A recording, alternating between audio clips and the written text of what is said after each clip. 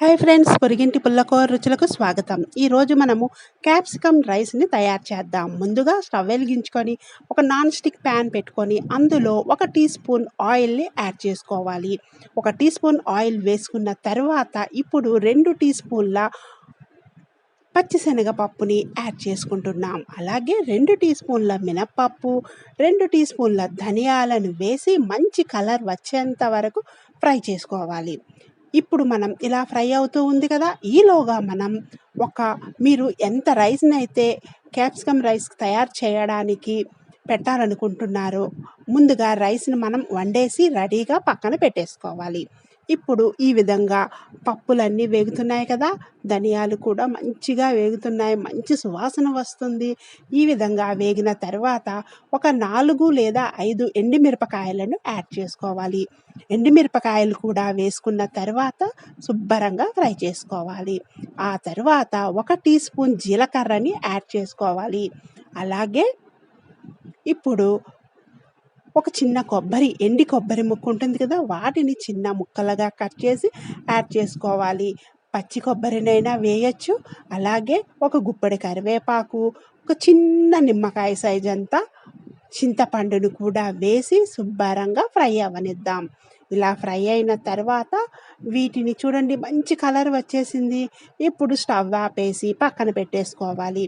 ఇప్పుడు వేరొక కళాయి పెట్టుకొని అందులో మనం రైస్కి సరిపడా ఆయిల్ని యాడ్ చేసుకోవాలి, మనం చేసుకునే క్వాంటిటీని బట్టి.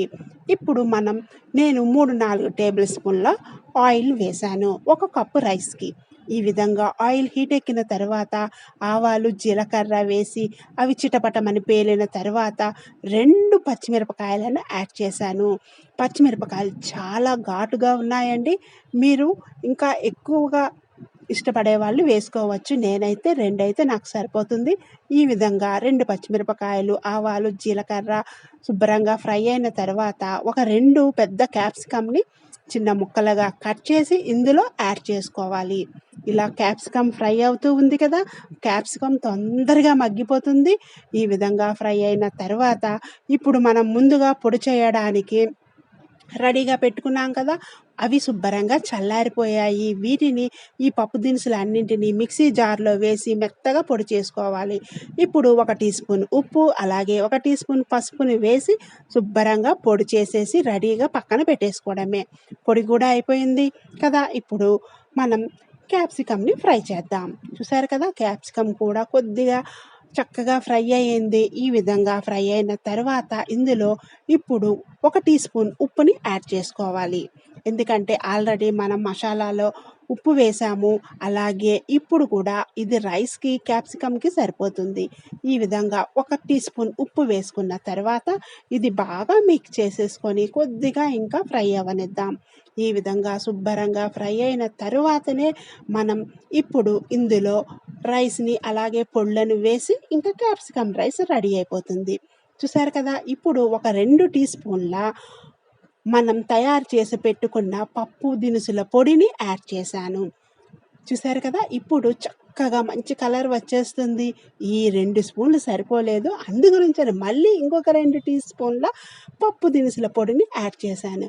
సూపర్గా ఉంటుందండి ఈ మసాలా. ఒకసారి ఈ విధంగా ట్రై చేసి చూడండి, స్మెల్ అయితే అద్దరిపోతుంది. ఈ విధంగా ఫ్రై అయిన తర్వాత 1 కప్పు రైస్ని ఇందులో మనం యాడ్ చేసేసుకుంటున్నాం. అంతేనండి, ఇంకేమీ మనం యాడ్ చేయక్కర్లేదు. సింపుల్గా మార్నింగ్ పూట మనకి ఏ కర్రీ కూడా అవ్వకపోతే ఈ విధంగా పొడి చేసి పెట్టేసుకున్నామంటే చక్కగా ఈ విధంగా క్యాప్సికమ్ రైస్ని తయారు చేసేసుకోవచ్చు. ఒకసారి మీరు ఈ విధంగా ట్రై చేసి చూడండి. ఈసారి మీరు మార్కెట్కి వెళ్ళేటప్పుడు కంపల్సరిగా క్యాప్సికమ్ని తెచ్చి ఈ రైస్ని ప్రిపేర్ చేయండి. ఇప్పుడే ఇంట్లో ఉన్నట్టయితే వెంటనే చేసేయండి. టేస్ట్ మాత్రం సూపర్గా ఉంటుంది. మీకు ఇంకా నచ్చితే ఇంగువ కూడా యాడ్ చేసుకోవచ్చు.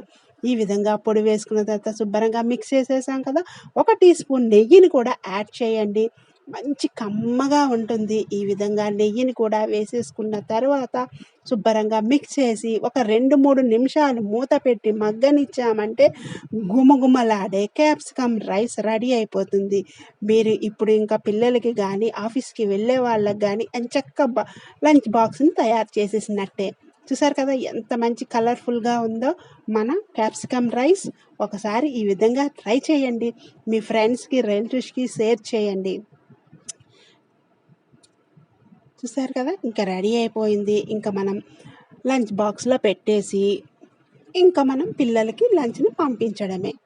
చాలా సులువుగా తేలిగ్గా 10 నిమిషాల్లో రెడీ అయిపోతుంది. చూసారు కదా. Please like, share, subscribe my channel. Thank you.